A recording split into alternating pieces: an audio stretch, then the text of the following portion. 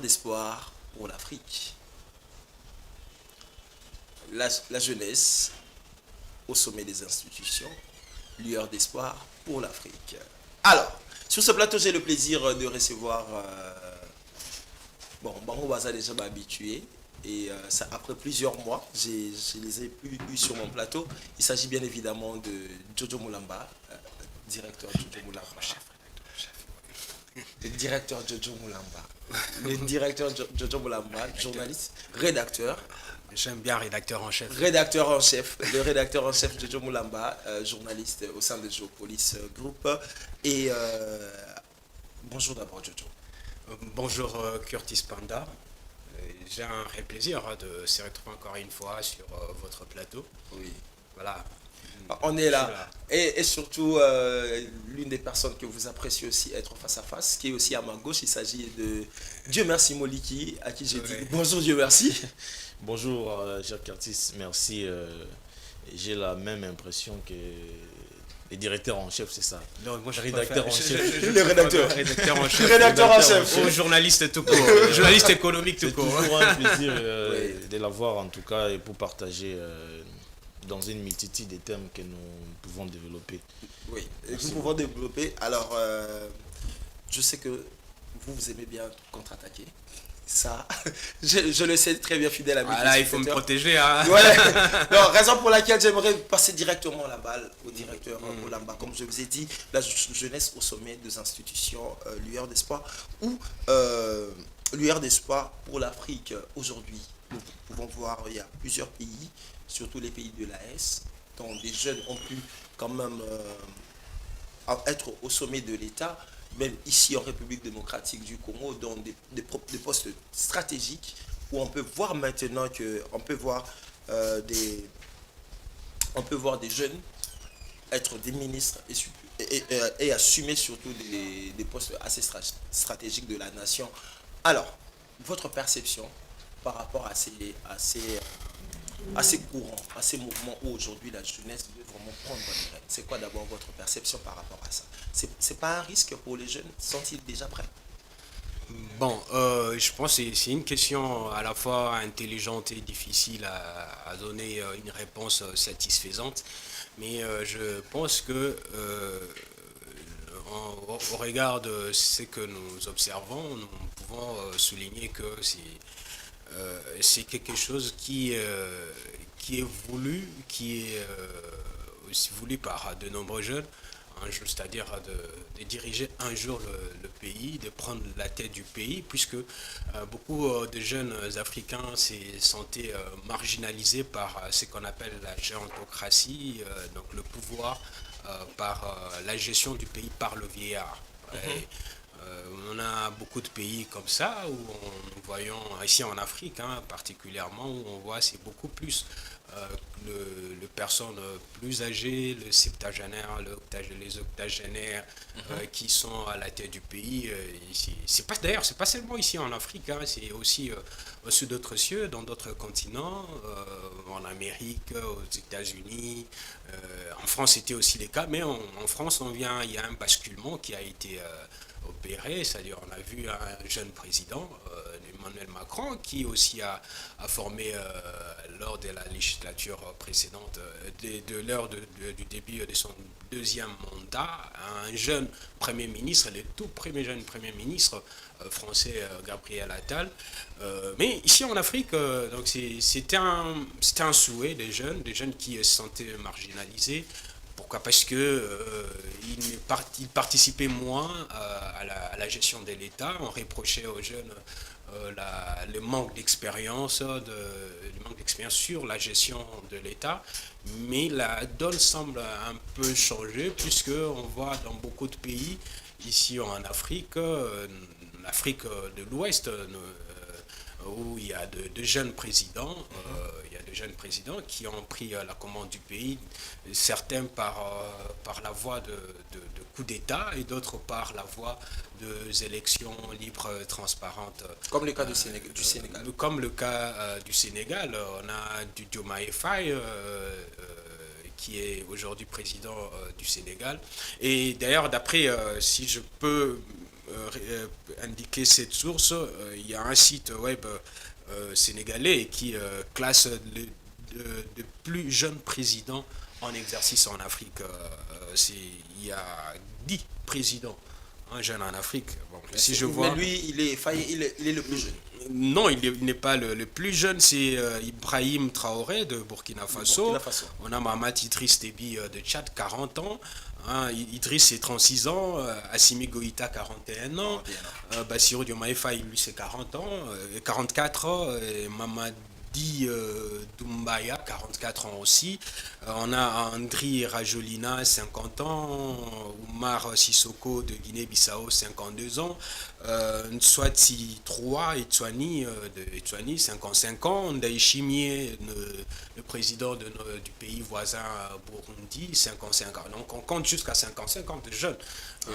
Donc c'est pour dire qu'il y a quand même une donne qui est en train d'être changée au niveau de la gestion du pays. Donc il y a ces mouvements de jeunes qui s'opèrent pour un changement au niveau du pays.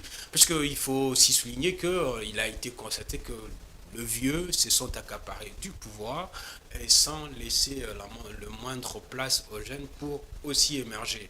La Banque mondiale, dans ses derniers rapports, a renseigné qu'il y a la population jeune dans le monde représente 15% de jeunes qui sont sans emploi dans le pays, qui sont sans emploi. Donc là, c'est partout dans le monde. On est autour de 15%. Donc c'est déjà un problème pour le développement de sociétés. Et ce qui confirme cette hypothèse que les jeunes sont marginalisés et ils sont laissés ou abandonnés à leur propre triste sort. Alors, pour triste sort, alors avec déjà le gouvernement, je pense, des Sama 2, on a quand même pu voir plusieurs jeunes aussi assumer des postes ministériels, même encore avec ce gouvernement de Madame Juline Souminois, dont on peut voir un jeune qui est en train de faire parler de lui. Il s'agit bien évidemment du ministre de la Justice, garde de Sceaux, Constant Moutamba. Ouais. Mais ma question maintenant serait à Dieu merci Moliki. Pensez-vous qu'aujourd'hui, cette jeunesse en Afrique et en République démocratique précisément, cette jeunesse, elle est valablement représentée? Ou si vous partagez déjà cette question c'est une lueur d'espoir? Merci beaucoup. En réalité, cette question ne devrait même pas être posée. Ok. Parce que là, nous sommes dans un cycle normal. Le cycle de vie voudrait qu'il y ait rencontre entre un homme et une femme.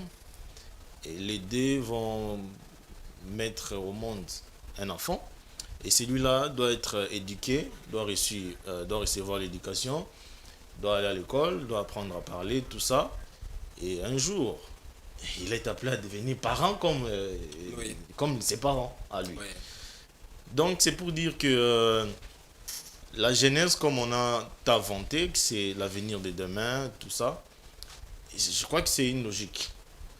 Mais maintenant, dans un contexte africain, parce que c'est là qu'on doit maintenant mettre l'accent. Dans un contexte africain, il règne une incertitude. Ça, c'est ma propre lecture à moi. Okay. Il règne une incertitude parce que déjà, cette jeunesse, comme on a déjà tant parlé, on en parle très souvent, qu'elle est sacrifiée. Elle est sacrifiée pourquoi? Parce qu'elle a une insuffisance en termes d'éducation déjà, que ce soit l'éducation familiale ou que ce soit l'instruction. Et surtout sur ce point d'instruction, en tout cas, la jeunesse africaine en souffre. Quoi qu'il y ait des efforts sur ces cadres-là, mais les efforts doivent être accompagnés par rapport à la démographie, par rapport à la croissance de cette jeunesse. Parce qu'aujourd'hui, d'après beaucoup de rapports, en Afrique, la jeunesse, c'est plus de 65%. Plus de 65% de mais la population africaine. Mais lorsqu'on décortique, on entre dans la profondeur pour voir quel est le niveau de cette jeunesse. De cette jeunesse par rapport à l'instruction, à son instruction, quel est son niveau par rapport à la compréhension des enjeux de l'heure, les enjeux du monde. Et vous remarquez, peut-être sauf orgueil de ma part, vous remarquez, vous constatez que c'est comme si on est loin d'une certaine réalité. La jeunesse africaine ne saisit pas les enjeux, ne comprend pas les enjeux de l'heure. Pourquoi alors on ne comprend pas? Justement, faute d'éducation. Cette éducation-là, elle est purement idéologique. C'est juste un dogme. Alors qu'il n'est pas mauvais qu'un enfant soit éduqué par ses parents, mais cet enfant-là est appelé à un certain âge d'essayer de comprendre des choses aussi à sa manière. De quitter ce que moi j'ai l'habitude de dire, le stade de quoi penser, parce que dans le quoi penser, c'est tout ce qu'il reçoit de ses parents. Alors que quand il grandit, il doit mélanger le quoi penser et le comment penser, parce qu'il est dans une sorte de transformation. Il est appelé à devenir homme. Et en devenant homme, il faut quitter l'étape de quoi penser. Maintenant, penser comment penser. Dans le comment penser, c'est par exemple, lorsqu'on atteint 18 ans, nous constatons une transformation dans notre corps, dans notre organisme. Et déjà, on est appelé à approcher les femmes, vice-versa. Les femmes aussi doivent être approchées par les hommes, vice-versa. Et donc, c'est à ce stade-là qu'il y a maintenant formation d'un homme accompli. Parce que demain, dans sa courtise, je crois que ça existe, hein, du verbe courtiser. C'est-à-dire que demain, il est appelé à fonder une famille avec celle qu'il courtise là, donc cette femme-là. Et du coup, il serait pris entre les mains de ses parents, lui-même va devenir parent. Et là, il y a un problème en Afrique. On est toujours cajolé par l'éducation des parents, et une mauvaise éducation, là je souligne, qui est purement idéologique, c'est basant sur une nostalgie historique, surtout sur la colonisation. Et tous les pays africains, ils rôdent autour de cette nostalgie historique. Le vrai problème n'est pas être nostalgique dans la vie. Mais le problème est que pourquoi on doit être nostalgique? Il suffit juste d'être nostalgique, ou il suffit d'être nostalgique et avancer. Alors qu'en Afrique, on n'avance pas, on demeure nostalgique. Et c'est ce qui nous conduit aujourd'hui. Pour moi, ce qui me conduit aujourd'hui pour essayer de répondre à la thématique, à la question de la thématique, c'est qu'il règne une incertitude. Je ne sais pas répondre si aujourd'hui l'occupation des institutions, de la gestion du pays par les jeunes serait une réussite. Encore que déjà, on en compte depuis belle lurette qu'il y a des jeunes au pouvoir. Et je voulais un peu élaguer aussi, parce qu'il y a une sorte de flou qui règne quand on dit... il y a que de vieux qui occupent les postes de gestion, c'est très faux. Si vous regardez bien, ces gens-là, l'impression qu'on a, c'est une bonne impression. Pourquoi? Parce que ces gens-là, une fois arrivés au pouvoir, ils s'éternisent. Et c'est ainsi que ça donne cette impression pour dire que les jeunes sont marginalisés, les jeunes ne sont pas... Voilà. Or, ces gens-là, quand ils commencent la politique, ils ne commencent pas vieux. Les institutions dont nous évoquons ici, il ne s'agit pas seulement de la présidence de la République. Oui, mais à tous les niveaux. Ouais, à tous les niveaux. Mais la plupart des ministres que nous avons ici en Afrique, les directeurs généraux et tout, et surtout encore il y a 10-15 ans, on savait toujours qu'ils n'avaient pas papa.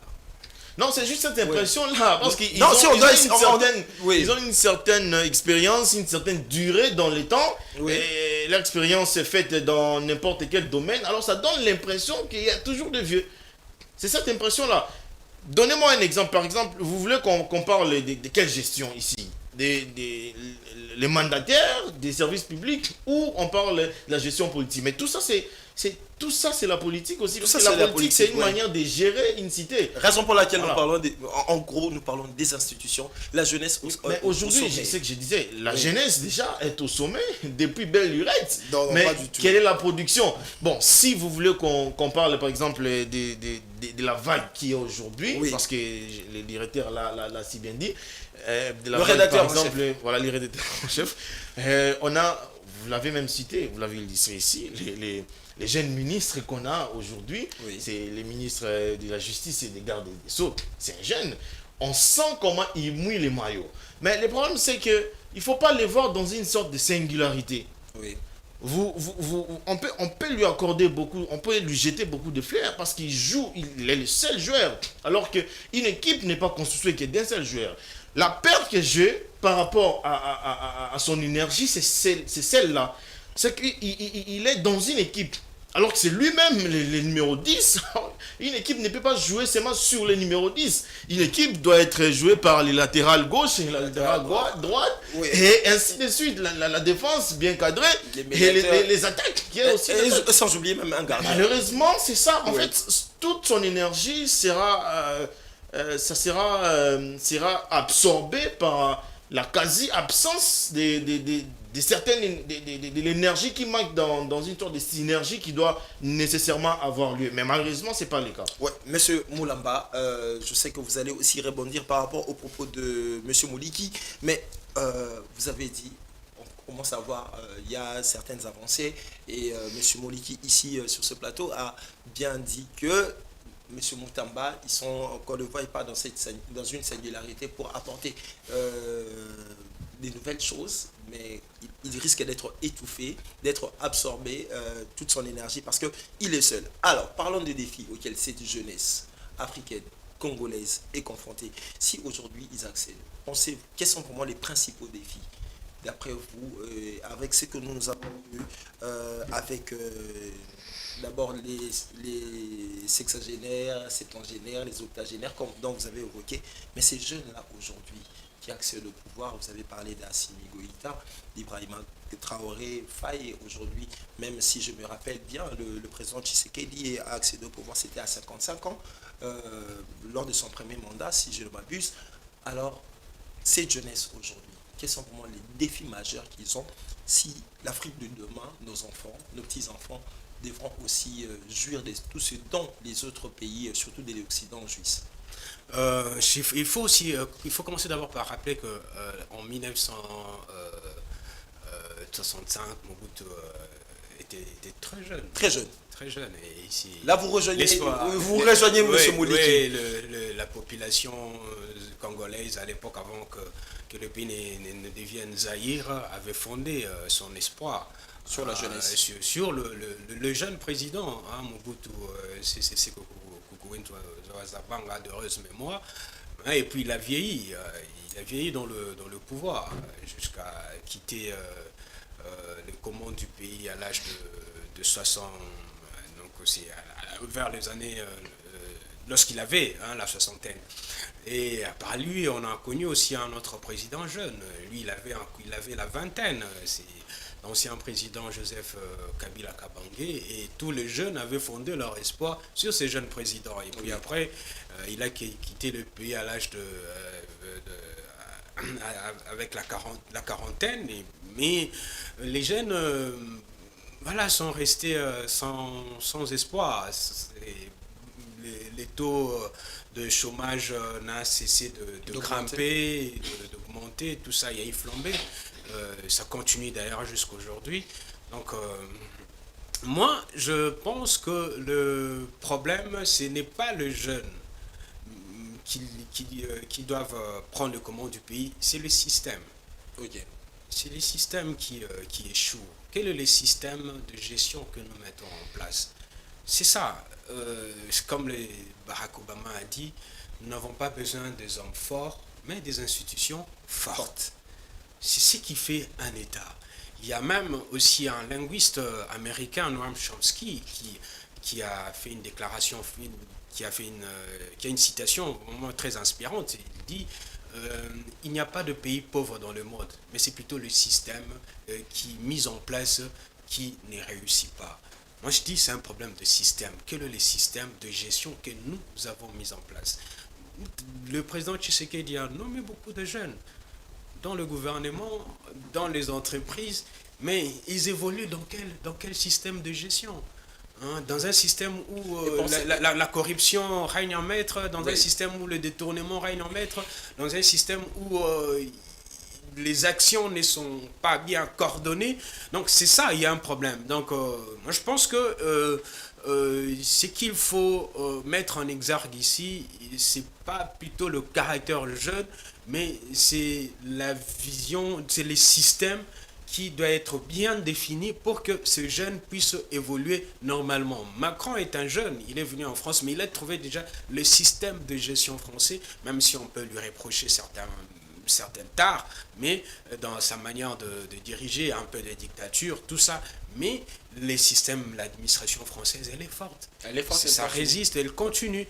Pour moi, je pense que c'est un problème de système. On peut mettre un jeune, mais quand vous n'avez pas une vision matérialisable, une vision qui donne une ligne de conduite et qui permet au pays de sortir de la situation dans laquelle il s'y trouve, je pense qu'on ne réussira pas. On ne réussira pas. Donc, c'est le système qu'il faut mettre en place pour que les jeunes puissent bien évoluer. Et ces systèmes, c'est toute la population qui doit la définir à travers une loi qu'on peut appeler la loi fondamentale à la Constitution. Et si on a une loi qui sait bien définir le cadre de vie de Congolais et qui est respecté et c'est-à-dire qu'il y a des gens qui savent respecter cette loi-là. Moi, je pense que les choses pourront changer et les jeunes seront utiles pour leur société. On a cité ici de jeunes présidents, tout ça, Ibrahim Traoré au Burkina Faso. Il a une vision et il tente de mettre en place un système qui peut permettre son pays de se développer et de sortir de la situation. Donc, il nous faut un système qui nous permette de pouvoir sortir. On peut avoir de vieux, on peut avoir de jeunes, mais si les systèmes, si la politique n'est pas bien définie, les choses ne pourront pas avancer et l'Afrique va rester toujours à la traîne. C'est les continents malheureux. Parmi les 5 continents que nous avons dans le monde, c'est les derniers continents. Alors qu'il y a une jeunesse, il y a un boom démographique. Ici, d'ailleurs, en République démocratique du Congo, c'est les jeunes qui constituent un grand nombre. Et ils sont à plus de 50%. Mais ils évoluent dans quel système? Dans quel système? Ils ont un système, comme venait de le dire Moliki, un système où l'éducation est au rabais. Voilà, le travail n'existe presque pas. Quasi inexistant. Les chômages étaient toujours...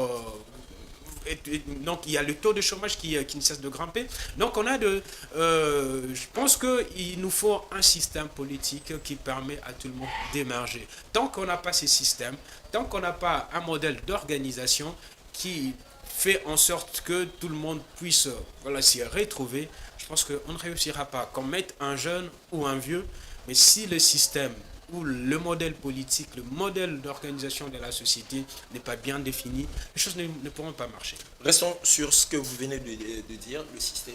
Alors, avant que M. Moliki prenne la parole, donc les états généraux de la justice, cette initiative dont il venait même de prendre fin plutôt il y a quelques jours, pour vous, c'est peut-être un nouveau souffle pour le gouvernement, pour la République démocratique du Congo, ou peut-être que le système pourra changer, étant donné que tout le monde a participé, a dit ce qu'il avait à dire, et il y a des décisions qui sont déjà en train d'être prises par rapport à cela. C'est quoi votre point de vue? Le président, permettez-moi de rappeler ça, le président Mobutu, en 1990, il a prononcé un discours historique, l'annonce de la démocratisation du pays. Il était sous pression de partie de l'opposition pour que le pays soit démocratisé. Et pour répondre à cette pression, il a accepté l'organisation de la conférence nationale souveraine. Et cette conférence a réuni toutes les couches sociales du pays. Politique, économique, toutes les couches sociales. Les jeunes ont participé, les vieux ont participé, et tous les acteurs, les animateurs des institutions, des services étatiques, tous ont participé. Et il y a eu des résolutions. Où sont ces résolutions? Aujourd'hui, on parle du changement de la donne. Mais on pouvait bien puiser dans ce qui a été décidé dans la conférence souveraine. Il y a beaucoup de choses qui ont été organisées dans ces pays, des dialogues, des concertations. Oui. Où en sommes-nous? Mais ça, c'est les états généraux de trop. des états généraux d'intro. Cher Moliki, toujours la même question concernant les états généraux, mais vous pouvez aussi rebondir par rapport au propos de Monsieur Moulamba, dont je vous ai déjà vu, vous étiez là comme un chien prêt à mordre sur son os. Alors, il va pas aboyer sur moi quand même. Surabondamment par rapport à ce que cher rédacteur venait de dire. Je n'ai pas été toujours d'accord, en accord avec l'argument que c'est un problème de système. Parce que là, il me semble que, peut-être c'est moi qui ne comprends pas, il me semble que vous détachez ces systèmes avec les hommes. Alors que ce système-là n'est pas mis au hasard. N'est pas venu comme ça du ciel, non. Ce système j'ai dit, les est systèmes installé. Non, j'ai dit, ce sont les hommes qui doivent faire ce travail. Donc. Ce sont les hommes qui doivent faire ce travail. Mais il faut qu'il y ait des hommes intègres, il faut qu'il y ait des hommes responsables. Voilà. Donc, mais lorsqu'on a des hommes maintenant qui ont mis en place un système où la corruption règne en maître, où le détournement règne en maître, où on ne se soucie pas, on ne cherche pas à répondre aux vrais problèmes qui rongent la population. C'est là où il y a le problème. Il y a cette citation célèbre, il faut des institutions donc fortes en lieu, place. C'est un système imaginaire, c'est un système qui reste dans la tête des politiciens qui n'ont pas de volonté. C'est ça alors ce que je comprends. Parce qu'en parlant des systèmes, vous voulez parler... un support comme un support qu'on peut voir organique ou bien c'est juste imaginaire. Donc si c'est dans l'imagination, vous avez raison parce que tout celui qui devient politicien, après il change. Mais on se pose la question pourquoi il change. Alors que lorsqu'il était un simple citoyen, il avait un autre discours à porter, à présenter. Dès lors qu'il est dans la scène, dans l'arène politique. Oui, parce qu'il trouve un modèle, un système qui ne favorise pas l'émergence, qui ne favorise pas le développement, qui ne favorise pas l'amélioration de conditions de vie. Alors si on change de cette manière, si il y a au niveau de ces systèmes des animateurs qui incarnent une vision qui prend en compte le vrai problème de la société. C'est là que j'ai l'habitude de dire, malheureusement qu'au Congo, c'est compliqué. Comment? Oui, c'est compliqué. Nous sommes une fabrique, nous sommes un prototype des gens qui dirigent avant nous. C'est-à-dire aujourd'hui, évidemment, moi je suis en train de m'effrayer un chemin politique. J'amène sur la place publique, et heureusement peut-être pour moi, un discours qui est insupportable, que les Congolais ne supportent pas. Peut-être que je vais faire une exception, mais en attendre beaucoup de nos jeunes, beaucoup de nos politiciens, c'est le même discours porté depuis 50 ans. Les discours portés sur les mêmes méthodes. Vous comprenez? Et ce qui fait qu'il y ait toujours une sorte de kyste de ce système-là. Parce que pourquoi ça ne change pas? Alors qu'en étant citoyen, on semble être intègre. Dès lors qu'on met un pied dedans, on tourne Kazakh. Quels sont ces problèmes-là? Pourquoi ceux qui arrivent, qui prétendaient faire mieux que ceux qui ont dirigé avant eux, pourquoi quand ils arrivent, ils répètent les mêmes temps? Une question, cher Moliki, d'où, comme un homme politique, moi je suis surpris d'avoir lu que c'est lui qui avait tweeté là-dessus en disant que la Constitution, nos textes n'ont pas de problème, mais ce sont les hommes qui ont du mal à respecter les textes. Alors, cher monsieur Moulamba l'a dit ici, même les États généraux, pour lui, il en est des trop. On a eu des conférences, on a eu tellement de rassemblements autour de cette question. Comment développer le Congo, comment changer le Congo. Alors, si on doit revenir par rapport à vos propos, c'est que ce problème d'hommes, n'y a-t-il pas une personne ici ou une poignée de jeunes qui pourront peut-être au Congo, qui pourront peut-être renverser la tendance, faire peut-être comme on a vu avec les pays de l'AES, comme on peut voir aujourd'hui ce qui se passe au Burkina, les gens qui acceptent d'aller deux fois à contre-courant, mais histoire de sortir leur tête de l'eau. Ici au Congo, ce n'est pas possible. Sauf surprise. Mais si l'on reste dans les réalismes, dans les pragmatismes, je ne vois pas.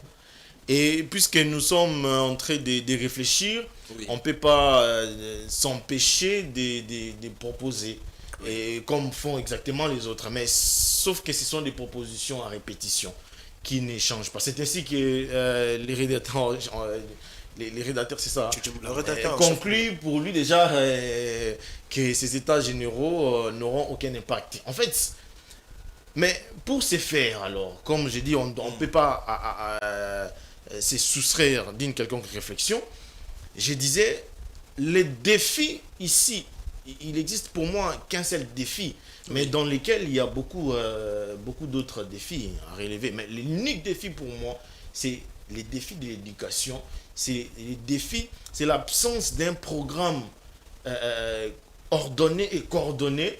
Et c'est comme ça que j'ai dit, si nous croyons toujours à notre jeunesse, c'est que nous devons aujourd'hui quitter l'étape de quoi penser pour les comment penser. Alors dans les comment penser, ça va nous exiger de ne plus essayer de voir les choses de la même manière que nos parents, que les dirigeants, que ceux qui ont dirigé avant nous. Nous devons en ce moment en train de forger un programme propre à nous, un modèle de programme qui à être pérennisé même dans le temps. Parce que si on en vient toujours avec des programmes d'urgence, c'est ainsi que nous voyons tout le temps dans notre pays, que nous sommes toujours dans des programmes d'urgence. Un programme à 6 piliers, comme le programme du gouvernement à 6 piliers, c'est un rêve à réaliser dans un espace de 5 ou 10 ans. C'est impossible de réaliser ça. Malheureusement, l'on se contente. Je me dis, pourquoi nos gouvernements ne sont pas réalistes dans le sens où, lorsqu'ils veulent proposer un programme de gouvernement, de leur gouvernement, pourquoi il ne vient pas peut-être nous proposer que sur un seul axe, ou sur 2 axes, 3 même, 4, si c'est beaucoup 5, si c'est beaucoup 3 pour moi en tout cas, 3 axes, pour dire non, notre gouvernement. À l'heure actuelle, nous savons que la RDC est confrontée à plusieurs défis. Mais ces défis-là, dans un espace de 10, 5 ans, tel que la Constitution nous recommande de faire 5 ans, tout au plus 2 fois, c'est impossible. Alors, comme nous sommes tenus de respecter les textes, nous venons pas avec une multitude de défis dans notre programme, nous venons avec 2 ou 3 programmes simplement qui seront réalisables, qui peuvent être réalisés dans l'espace de 5 ans, sinon 10 ans. Alors que chez nous, on établit toute une liste de défis qu'on a pour les réaliser dans 5 ans. C'est un rêve. Et aujourd'hui, je recommande à la jeunesse, si nous voulons, parce que moi, je suis du côté échec. La jeunesse a échoué, même la jeunesse a échoué.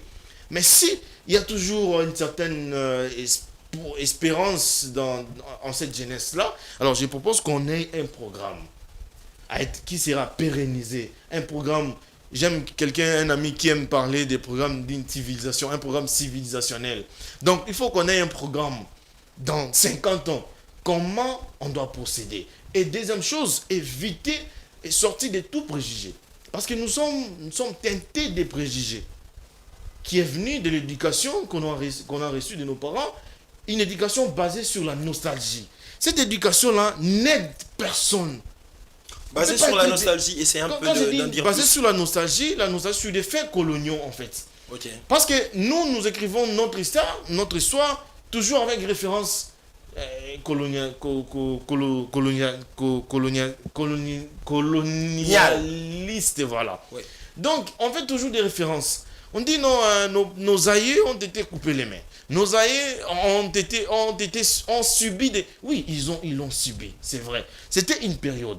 Est-ce que, dans notre réflexion, devons-nous toujours faire référence à ces faits-là qui sont révolus aujourd'hui? On n'est plus à ce stade-là. Aujourd'hui, nous devons réfléchir, comprendre les enjeux de l'heure.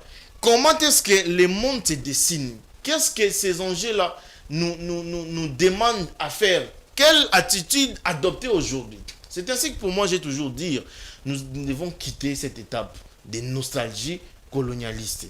Ça ne sert à rien. Nos parents sont morts. Ils ont été fouettés. Mais oui, qu'est-ce que ça fait? Oui, ils ont subi ces sentiments-là. Mais oui, il faut qu'on y aille en avant et être conséquent. Ça, je l'ai toujours exigé. Mais pour ma part, j'estime qu'on ne peut pas se détacher d'une relation avec l'Occident. C'est impossible, quasiment impossible. Peut-être que je me trompe, hein? Mais l'autre manche de la jeunesse pense qu'on doit se détacher. Alors là, en ce moment-là, soyons conséquents. Est-ce que c'est... Aujourd'hui, c'est vraiment facile pour nous de nous détacher des Occidentaux pendant que peut-être, je ne sais pas si les jeunes qui font, par exemple, la physique ou la polytechnique savent inventer, par exemple, des machines d'extraction de nos ressources, de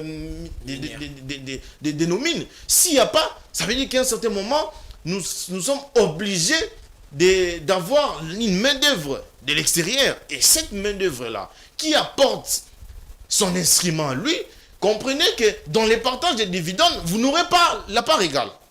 Et ça, on doit les comprendre. Si on ne les comprend pas, nous serons toujours des débats, mais ils exploitent, et on ils gagnent plus. nostalgique. Non, c'est tout à fait logique. Oui. Quand j'apporte ma part en numéraire ou en action, je dois... Et lorsque vous amenez, par exemple, votre part sur la part, comment on dit, sur l'intelligence, comprenez que c'est moi le patron. Moi, j'ai l'argent. Parce que l'intelligence, là, ne va pas produire quelque chose dans le hasard. Elle doit être accompagnée des financements. Alors, si moi j'ai des financements, comprenez que dans ces deals-là, c'est moi qui gagne plus. Et comprenez que les Occidentaux doivent toujours gagner plus que nous. Mais nous, là où nous devons être intelligents, c'est que les peu des profits que nous tirons, qu'est-ce que nous devons faire avec? Et jusqu'à présent, nos politiciens évitent cette question-là. Les pays qui gagnent de nos minerais, qu'est-ce qu'ils en font? C'est juste acheter des bagnoles de 500 000 $. Quelqu'un, une personne qui est ministre, avec un cortège de 5 véhicules qui coûte déjà plus de 1 500 000 $.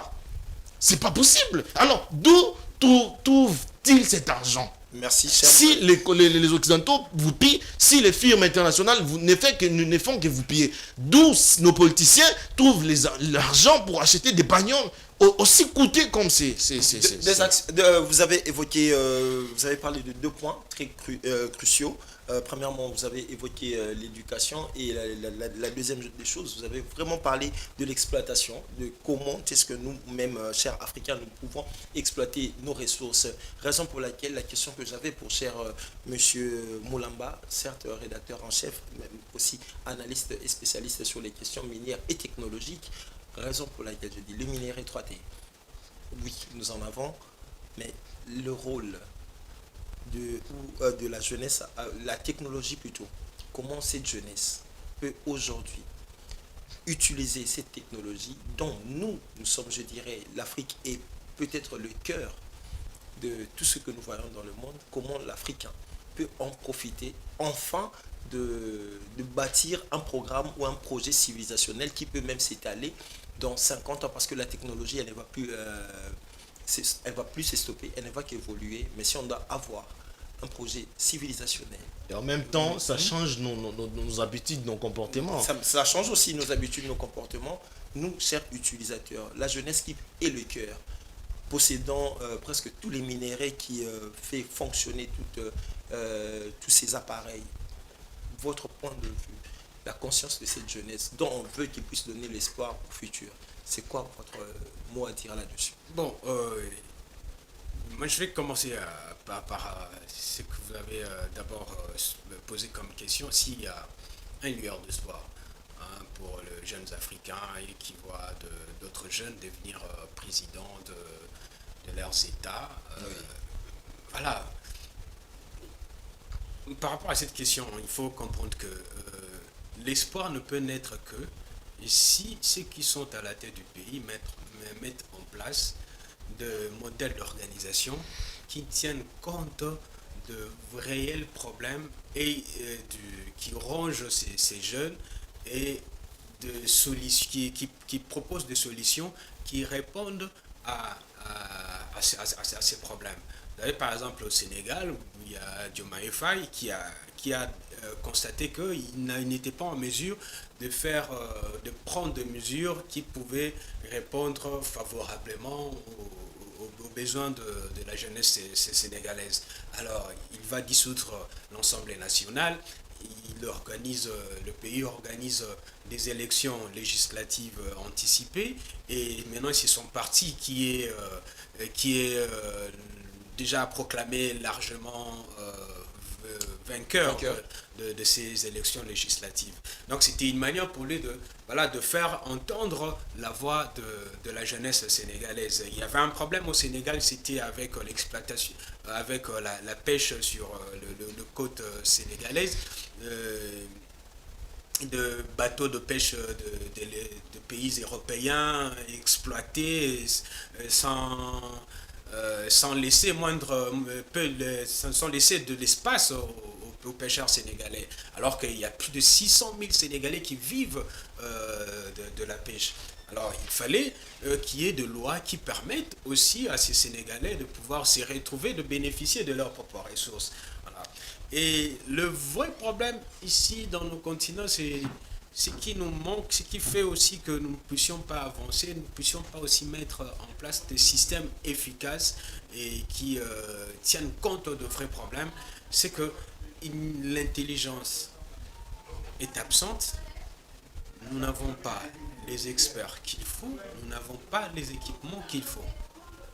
Il nous faut, dans le cadre de la gestion de notre État, mettre en place un programme d'éducation. Oli qui l'a souligné ici, ce qui manque ici dans notre pays, c'est l'éducation. Combien étudient dans notre pays? Et s'ils étudient, et c'est dans quelles conditions ils étudient? Allons dans les universités, qui pullulent d'ailleurs ici dans notre pays. L'université, c'est la recherche, c'est la formation et la recherche. Comment on forme les étudiants? Ça laisse à désirer. Les recherches, comment elles sont faites? Ça laisse aussi à désirer. Donc, avec ces systèmes éducationnels, pensez-vous que les jeunes peuvent être aujourd'hui compétents et capables de pouvoir répondre aux vrais problèmes de la société? Il y a des travaux de fin de cycle qui sont réalisés, qui prennent en compte les résultats de ces travaux. Et surtout que pour la plupart de ces travaux sont plagiés. Sans plagier, là c'est vrai. C'est Même ça pas le aussi. fruit d'une quelconque recherche. C'est ça aussi. Moi, permettez-moi de parler un peu de moi. J'étais en première année de graduat. Je devais consulter un livre que le professeur nous avait communiqué. Il nous dit, alors pour enrichir mon cours, allez consulter tel livre. Moi, je suis allé à la bibliothèque facultaire et la bibliothécaire était étonnée de me voir un jeune étudiant de la première année. Je vous dis, c'était en 2007. Première année. En 2007. Première année des graduats. La bibliothécaire était étonnée de voir un jeune étudiant de la première année des graduats venir consulter un livre à la bibliothèque facultaire. Comment? Ici, elle me dit généralement, elle voit des étudiants de la troisième année des graduats et de la deuxième année de licence. Et que lorsque ces étudiants-là viennent, et c'est pour soit tirer des photocopies des travaux déjà réalisés, soit pour arracher des copies. On a déjà un problème. Donc, l'éducation, c'est la base du développement. Tant qu'on ne mise pas, tant qu'on ne met pas en place un système éducationnel fort, efficace, jamais on trouvera des solutions aux problèmes du pays. On peut beau être instruit. J'ai un professeur personnel, Mimbongayel, qui disait, on peut vous donner des diplômes ici, des licences, mais comment allez-vous défendre ça? Comment allez-vous trouver des solutions aux vrais problèmes de la société?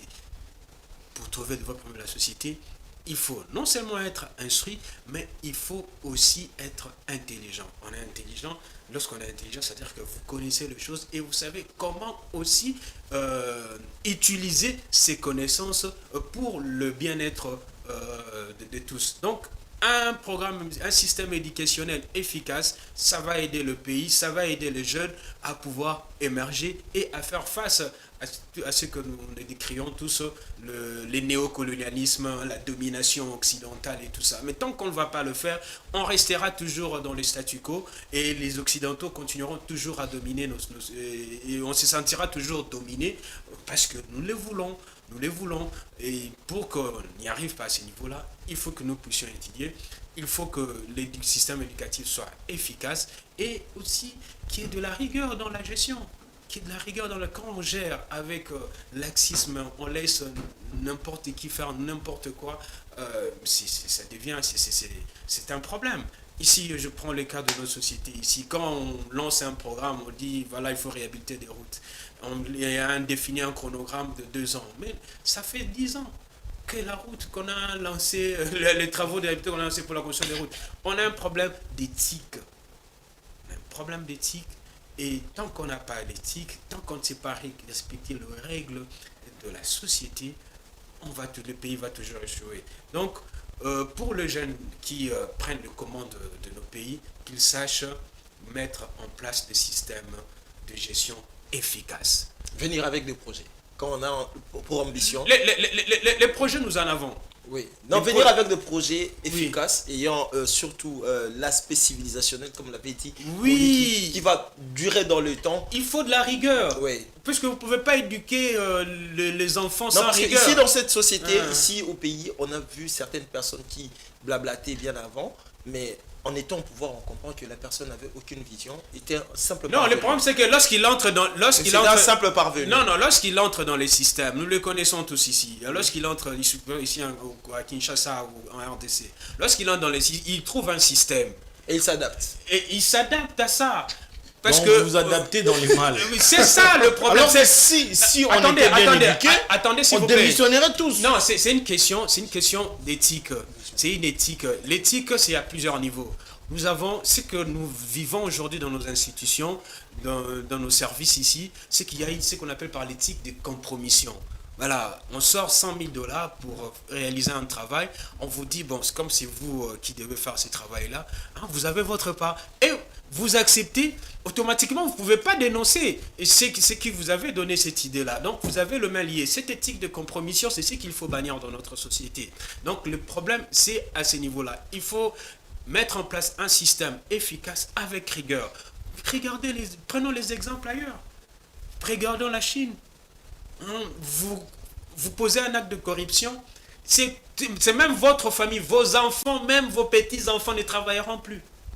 Est-ce que vous imaginez?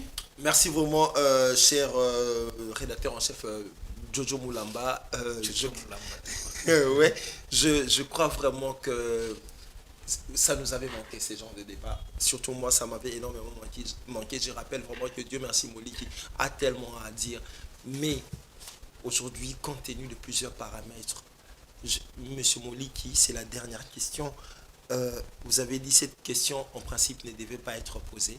Si c'est une lueur d'espoir d'avoir la jeunesse au sommet des institutions, avec tout ce que vous avez évoqué, peut-on dire que l'Africain a une chance dans les 20 prochaines années de voir son Afrique changer?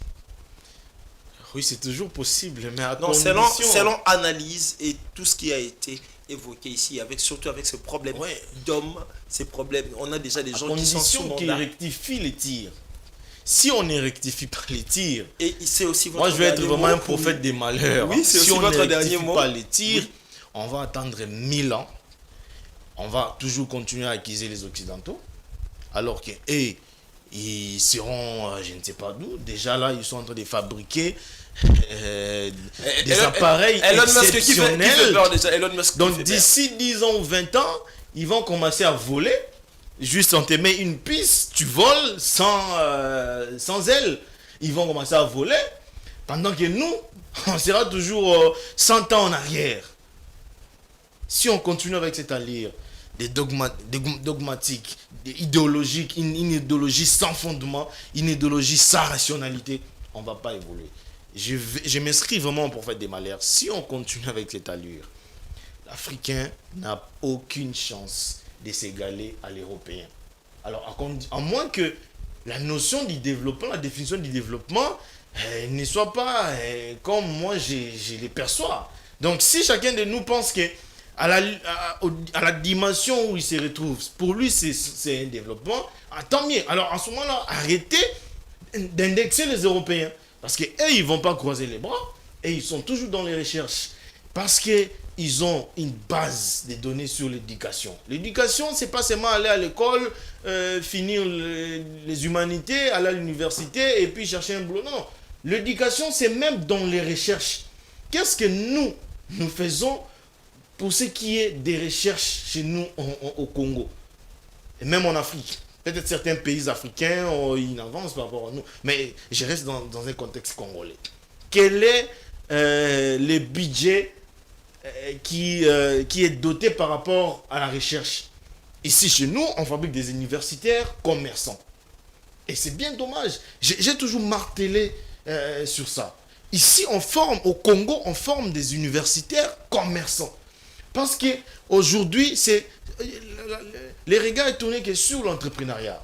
Alors qu'un pays ne peut pas se développer aussi que pour l'entrepreneuriat, par rapport à l'entrepreneuriat. C'est très faux. Les gens qui y pensent, ils commettent une illusion, comme eux aussi peuvent dire que moi je suis dans l'illusion, pas de problème, mais c'est un débat d'idées. Donc aujourd'hui, même par rapport à la problématique de l'embouteillage, vous pensez que c'est vraiment au top qu'il y a juste un problème de déroute? Non. Au top, il y a aussi un problème économique qui est là, parce qu'il y a un manque d'emploi. Et aujourd'hui, puisque vous vantez l'entrepreneuriat, tout le monde penche sur un domaine qui donne un peu beaucoup de miel. Parce que quand je prends mon argent, que j'ai demandé à un oncle ou à une tante qui me donne, et pour acheter une moto ou une voiture, j'ai fait beaucoup d'argent plus que celui qui reste 8 heures du temps dans un bureau. Et les gens ont cette illusion-là maintenant. Ce type de personnes-là, quand est-ce que vous allez créer des emplois pour eux et à quel salaire? C'est-à-dire, aujourd'hui, même si on organisait des choses, il faut que les derniers salariés touchent au moins 1 000 $. C'est à ce moment-là que ces gens-là, tous ces gens-là qui sont les taximens, là, ils pourront rejoindre les bureaux. Mais au contraire, ils voudront demeurer sur la route. En tout cas. Et puis, il y aura de plus en plus que des taxis. Il y aura de plus en plus. Et nos artères seront toujours tout le temps bouchées. Les commerçants en ligne. Tout ça. Donc, merci, fidèles amis téléspectateurs. Je rappelle que j'ai eu Jojo Moulamba et Dieu merci Molly qui s'est lancé dans laquelle nous sommes. Je préférerais vraiment que nous puissions encore traîner là-dessus, mais à moins que M. Molly qui me dise que il ne pourra pas être au pays la semaine prochaine, mais j'aimerais vraiment l'avoir. Non, je suis là, mais sauf que je suis en train de penser, est-ce qu'il faut qu'il appelle sa pote chance ou il faut que je reste? Ok, c'est ça la question. Je dis encore, il y a tellement à dire, fidèles amis téléspectateurs. Vous pouvez entrer sur nos pages, sur mon Facebook et YouTube, si vous voulez laisser un commentaire par rapport à cela. Ça, ce n'est que la mi-temps. Le temps est largement passé, faute aussi à un léger problème technique.